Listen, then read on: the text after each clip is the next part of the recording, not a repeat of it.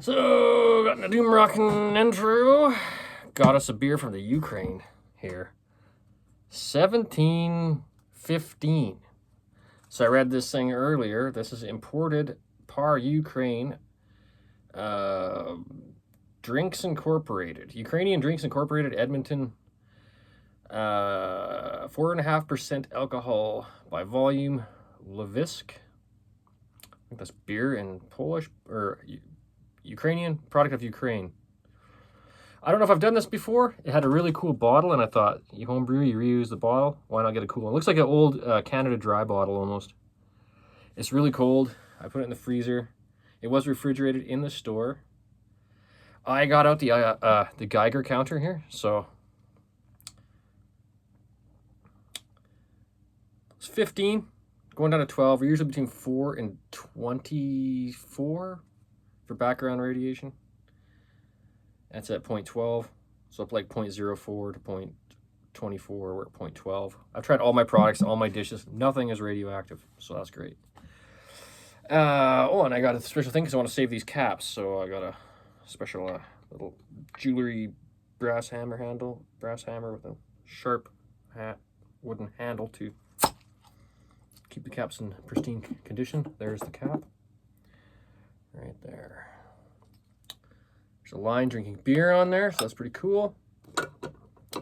Got the appropriate glassware. The Fender Squire Jazzmaster, I like it, but the pickup is in the way of how I normally pick because it's so big and so flat, and I got it jacked up pretty high.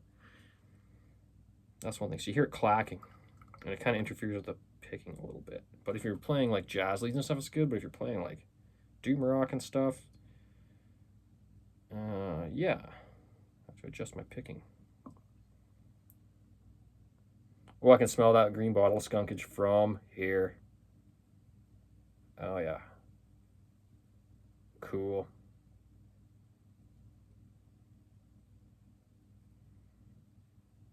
All right, let's try this out then, shall we? Great, head to the beer, looking like what we want to see. All right, that looks creamy. Get the glass around the right way, the shack tap. Yeah, green bottle skunkage, graininess. Smells kind of like Pilsner Urquell with the graininess. Look at the color, that very golden. I'm expecting good things here.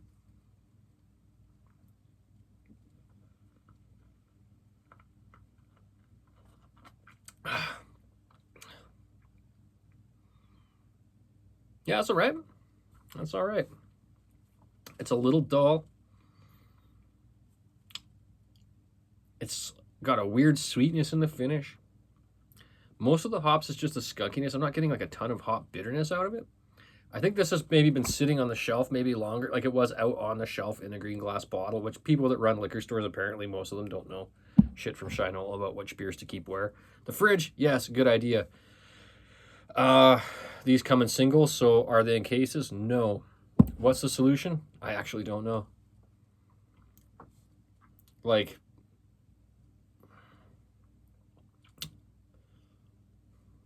you could, well, it's already kind of encased in dark in there. I guess the solution would be like how you arrange your lighting within the cold room.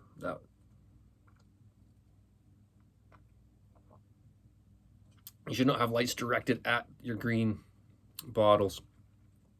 But no one's gonna do that hardly. Yeah, there's not a whole ton of flavor here.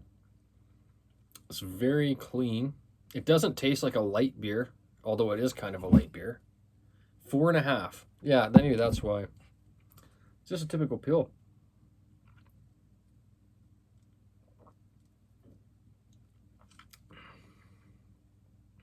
yeah, you get a little bit of that graininess, a little frothy in the mouthfeel, a little bready, and then you're getting the hops are more like a pearl hop, a lot less like what you get out of Pilsner or Cal. A lot, it's just like that skunky hop. It is bottle skunked on top of that. You're not getting any like grassy, noble hop, meadowy type floral aromas on top like you would with some other Pilsners.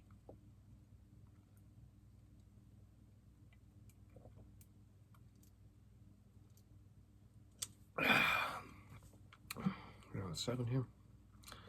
Now it's out of the bottle. We will Geiger counter again.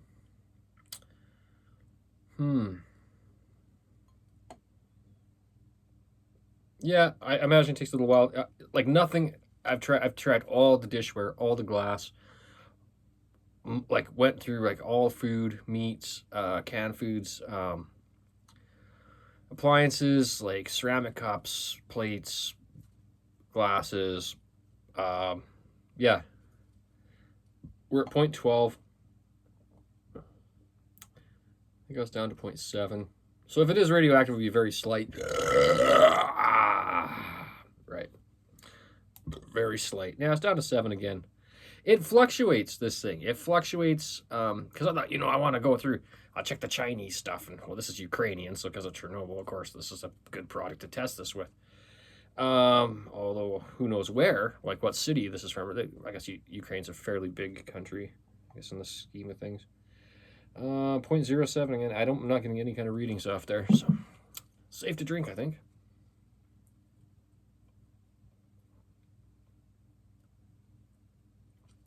Is it enjoyable? Yes.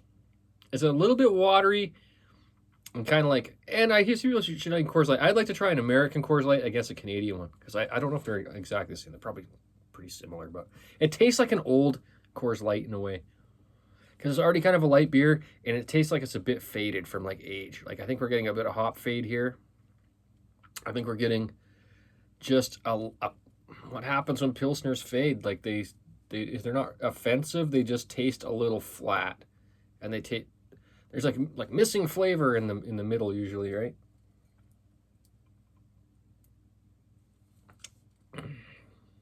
Well, this is definitely not a fail beer. This is a pass. If there was a date on the bottle, Gath, it would be. What would it be? Where would it be? There's so much writing on these European bottles, and I always fail by not reading everything with a magnifying glass before I start the review. There's no way I'm finding a date unless it's stamped on the bottom or somewhere obvious. Oh, maybe it's in Morse code or Braille on the bottom here. Huh. Yeah, there is a serial number on the bottle, so. I'm just going to taste this and assume it's old, because that's what it tastes like. Not the end of the world. Not the first old beer I've drank. All right. It tastes pretty good, though. Definitely a pass. Passing the skunky bottle around. This particular bottle, I'm assuming, is old. So if the rest of them were like this, it wouldn't be in the same realm as a Grolsch or anything like that. But I'm assuming that this is like kind of in that same ballpark as like a Grolsch, right? If it's fresher than what this is. Because I can kind of, there's no way this is fresh. Oh, this is a Carlsberg product, imported by Carlsberg. But it looks like it's done in the, like they probably bought the brewery, but it looks like they're probably doing the old-fashioned thing. Oh, whew, yeah. Bleeping it up. We got us.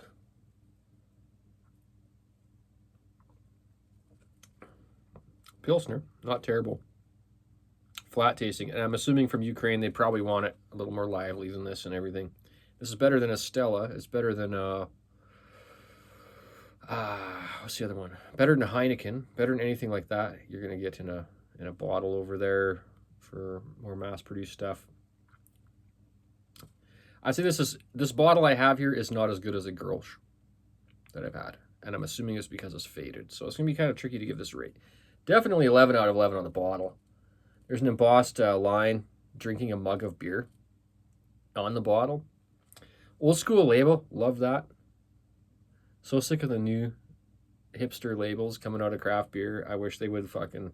I'm kind of glad they don't put these old school type medieval looking logos on, right? Because that's for fucking old school breweries, I guess. I don't know.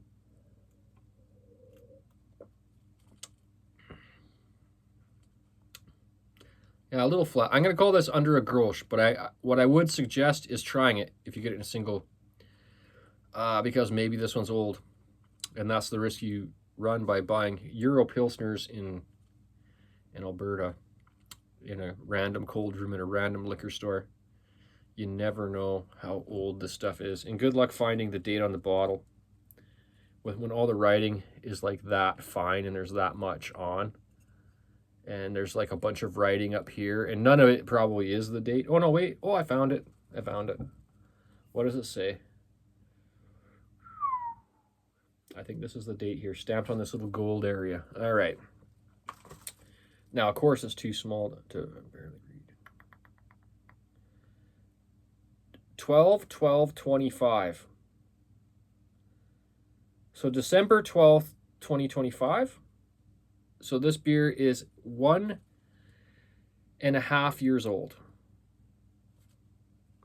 So if you're going to buy this beer, don't get it a 1.5 years old.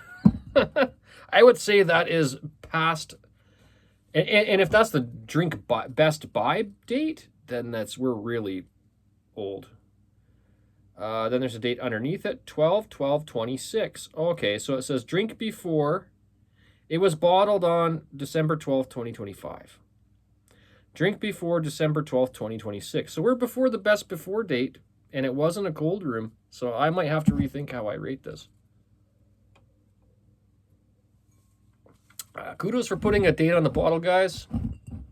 I know there's one particular beer tuber that would be very appreciative of that. Well, more than one, actually. I think we all are. Good glass lacing.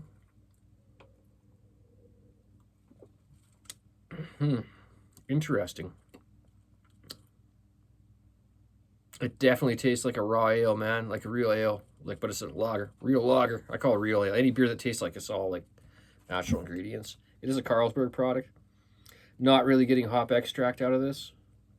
That typical hop extract flavor, which so many German lagers do have. Yeah. This is best before the best before date. I'm going to have to lower the rating. This is definitely below a Grolsch and above a Heineken. Somewhere in between there.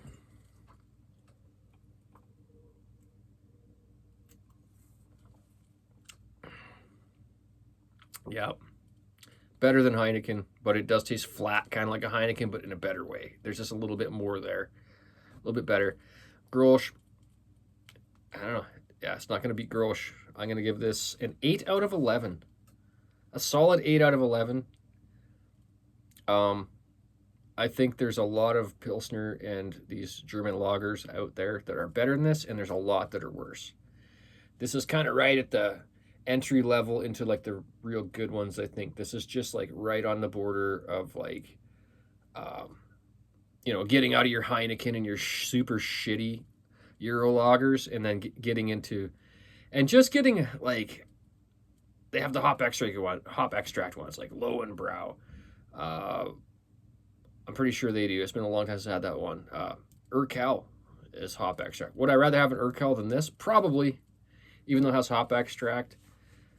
So, yeah, I'll give that 8 out of 11. Beerzerker, and I'm out. Yeah.